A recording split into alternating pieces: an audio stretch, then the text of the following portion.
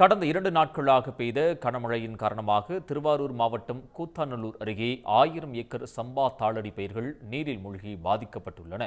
கூடுதல் விவரங்களை வழங்குவதற்காக செய்தியாளர் சசிகுமார் இணைகிறார். சசிகுமார், விவரங்கள். குறிப்பாக கூத்தாநல்லூர் வட்டத்திற்கு உட்பட்ட பல்வேறு பகுதிகளில் மழைநீரில் மிதக்கும் 1000 ஏக்கர் சம்பா தாளடி நெற்பயிர்களால் விவசாயிகள் மிகுந்த வேதனை அடைந்து வருகின்றனர். குறிப்பாக காவிரி டெல்டா மாவட்டத்தில் கடைமடை மாவட்டம் தான் திருவாரூர் மாவட்டம். இந்த மாவட்டத்தில் விவசாயத்தை மட்டுமே நம்பியுள்ள விவசாய தொழிலாளர்கள் மிகுந்த மாவட்டம். இந்த மாவட்டத்தில் கடந்த 2 நாட்களாக தொடர்ந்து பெய்த கனமழையின் காரணமாக சம்பா தாளடி நெற்பயிர்கள் நீரில் மூழ்கி சேதமடைந்து வருகிறது. குறிப்பாக திருவாரூர் மாவட்டத்தை பொறுத்தளவு 3 லட்சம் ஏக்கர்ல சம்பா தாளடி நெற்பயிர்கள் சாகுபடி பணியில் விவசாயிகள் ஈடுபட்டு வந்தனர்.